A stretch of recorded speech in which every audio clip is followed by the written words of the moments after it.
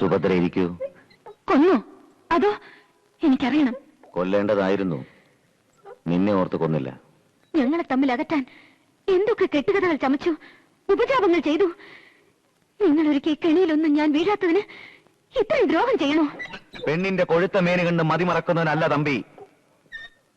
ഓർമ്മയുണ്ടല്ലോ, നിനക്ക് 10 വയസ്സുള്ളപ്പോ ഞാൻ നിന്നെ മോഹിച്ചു. പിന്നൊരിക്കൽ നീ എതിർത്ത് നിന്നപ്പോ ഞാൻ ഇട്ടേച്ച് പോന്നത് നിന്റെ കരുത്തോ കരച്ചിലോ കണ്ടിട്ടല്ല, നീ വരുമെന്ന പ്രതീക്ഷയിൽ. ഇപ്പോ ഈ തന്റെ അടുത്ത് നിന്നെ കട്ടിലേക്ക് വലിച്ചിടാത്തത് എന്റെ മര്യാദ കൊണ്ടാ.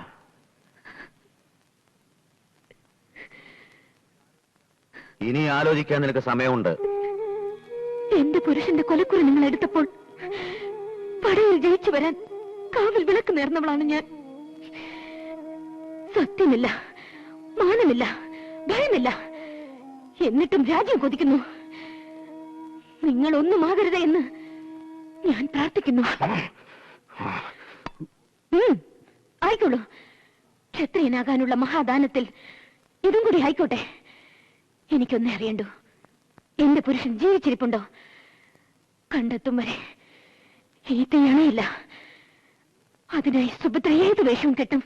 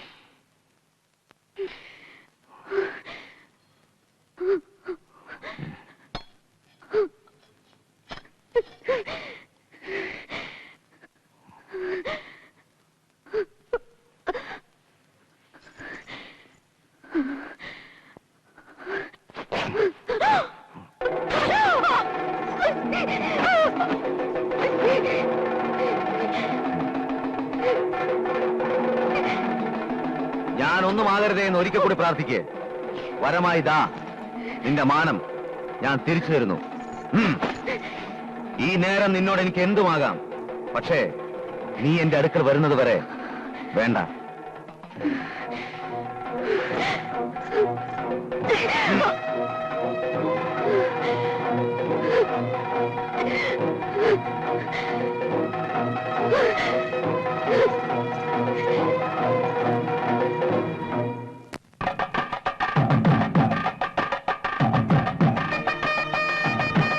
പിടിച്ചു കേട്ടവനെ.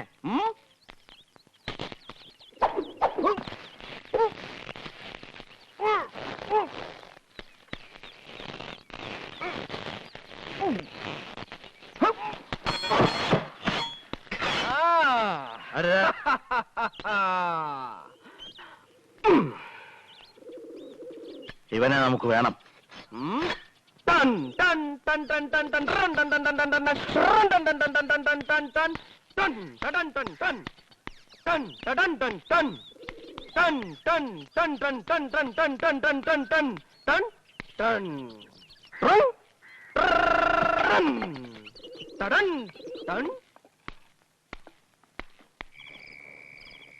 கோயில் பள்ளி ஏதடா குறித்து நின்றதேதடா, கோயில் பள்ளி ஏதடா குறித்து நின்றதேதடா, வாயினால் வழங்கி நின்ற மந்திரங்களேதடா, வாயினால் வழங்கி நின்ற மந்திரங்களேதடா, ஞானமான கோயிலில் நன்மையாய் வணங்கினால் காயமான கோயிலில் காணலாம் இறைவனே, കായമാന കോയിലിൽ കാണലാം ഇറൈവനേ.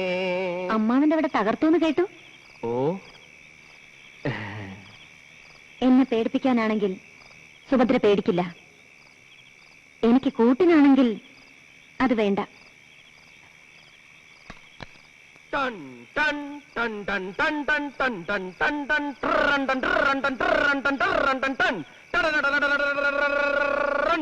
ടൺ ടൺ ടൺ ടൺ ടൺ ടൺ ടൺ ടൺ.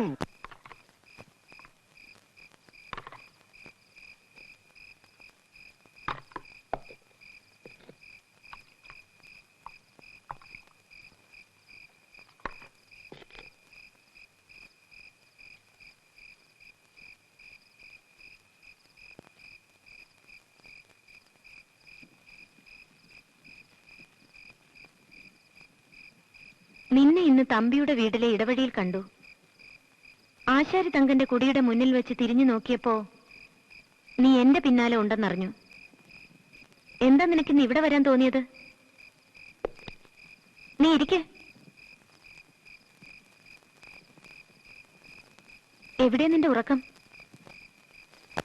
വേണമെങ്കിൽ പുറത്തെ ചായ്പിൽ കിടന്നോ.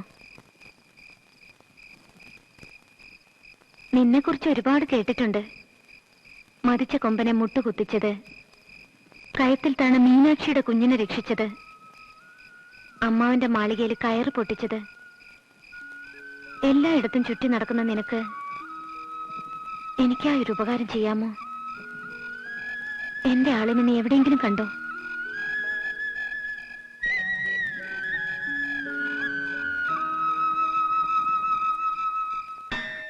കല്ലാലെ കോട്ടൈ കെട്ടി കല്ലറയ്ക്കുള്ളിരുന്നാലും, കല്ലാലെ കോട്ടൈ കെട്ടി കല്ലറയ്ക്കുള്ളിരുന്നാലും, കാലനുടയാളു വന്നാൽ കണ്ടില്ലെന്നാൽ വിടുവാരോ, കാലനുടയാളു വന്നാൽ കണ്ടില്ലെന്നാൽ വിടുവാരോ, കണ്ടില്ലെന്നാൽ വിടുവാരോ.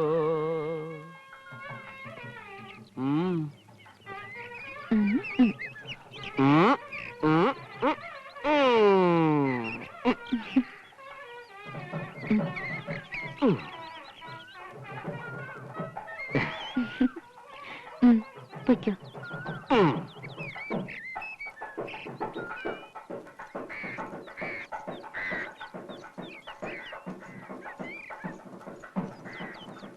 നാട്ടുകാരുടെ മുന്നിൽ വെച്ച് നീ ഞങ്ങൾ നാണിപ്പിച്ച് അടങ്ങുമല്ലേ? കുലടേ, അമ്മായി മര്യാദയ്ക്ക് സംസാരിക്കണം. അമ്മായി ഏരപ്പേ, കണ്ട ഭ്രാന്തന്റെയും ചാന്നാന്റെയും കൂടെ ഉറങ്ങുന്ന നിനക്ക് ഞാൻ അമ്മായിയോ? ഇനി നിങ്ങൾ എന്നെ ജീവിക്കാൻ അനുവദിക്കില്ലേ? നാണം കരുത്തി തല തോറ്റിച്ചില്ലേ നീ? കെട്ടിയാൻ ഇട്ടെറിഞ്ഞു പോയിട്ട് മാസം 1 തികഞ്ഞിട്ടില്ല. അതിനു മുമ്പ് കണ്ട ചാന്നാനെ മറവനെ വീട്ടിൽ കിടത്തി പൊറുപ്പിക്കുന്നല്ലേ? അമ്മാവന്റെ കൈകൊണ്ട് നിന്റെ കഴുത്തിറക്കും മുമ്പ് എങ്ങോട്ടെങ്കിലും ഓടിപ്പൊയ്ക്കോ. സുഭദ്ര ചീത്തയാണ്, സമ്മതിച്ചു. ഇനി വായടച്ചില്ലെങ്കിൽ മഹാ പിഴയാകും. അമ്മായിയുടെ മഹത്വത്തെ പറ്റി നാട്ടുകാരി പറയും.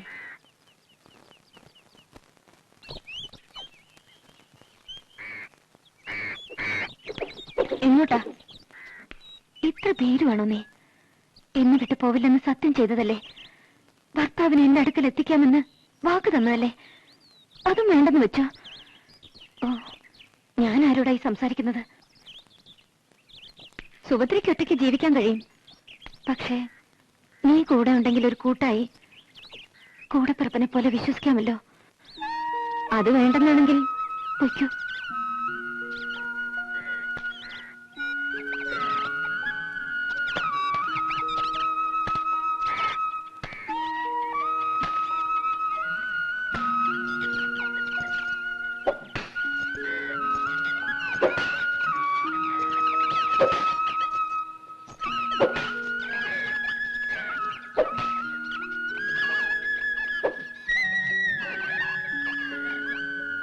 സത്യത്തിൽ നീ ഭ്രാന്തനാണോ? വേണ്ട, നീ ഭ്രാന്തനായിരുന്നാൽ മതി. അച്ഛന്റെ മുഖം എനിക്ക് ഓർമ്മയില്ല, എന്നെ കാണാൻ വന്നിട്ടില്ല. അച്ഛനൊരു മകനുണ്ടെന്ന് കേട്ടു. അയാളെ എനിക്കറിയില്ല. ഞാനൊരാളെ ഇഷ്ടപ്പെട്ടു, അയാളും എന്നെ ഒറ്റയ്ക്കാക്കി. മറ്റുള്ളവർ എന്റെ ശരീരം കൊതിക്കുന്നവരാണ്. നീ എന്റെ മുന്നിൽ എപ്പോഴും ഭ്രാന്തനായിരുന്നാൽ മതി.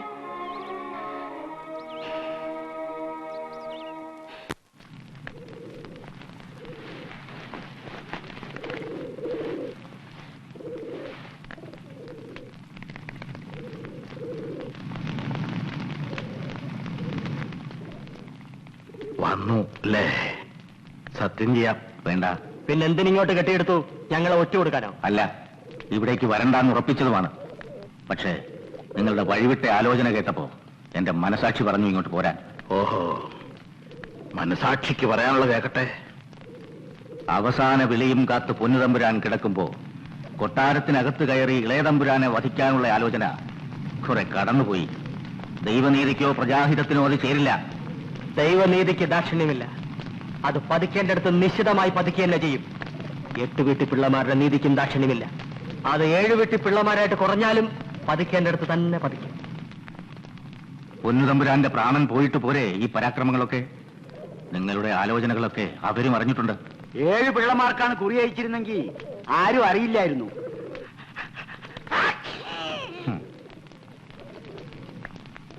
നിങ്ങളുടെ പക്ഷത്തൊരാൾ സേനാനായകൻ ഓടിപ്പോയിട്ട് അധികനാളായില്ല. അങ്ങനെയും സംഭവിച്ചുകൂടെ?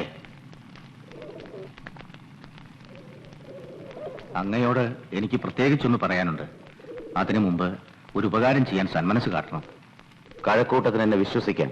എങ്കിൽ ഈ സുന്ദരയ്യൻ എന്ന മഹാബ്രാഹ്മണനോട് കുറച്ചുനേരം പുറത്തുപോയി നിൽക്കാൻ കൽപ്പിക്കുക. ഇയാൾ ഒറ്റുകൊടുക്കുമെന്ന ശങ്ക കൊണ്ടല്ല. ഇയാളിലെ കുതന്ത്രക്കാരൻ എന്റെ വാക്കുകളെ തകിടം മറിക്കും.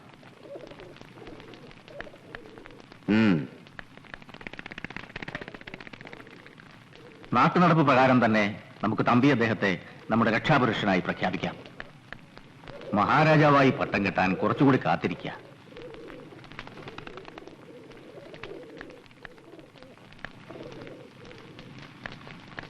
എന്റെ അപേക്ഷ ആവർത്തിക്കുന്നു. കൊലപാതകം ഒഴിവാക്കുക.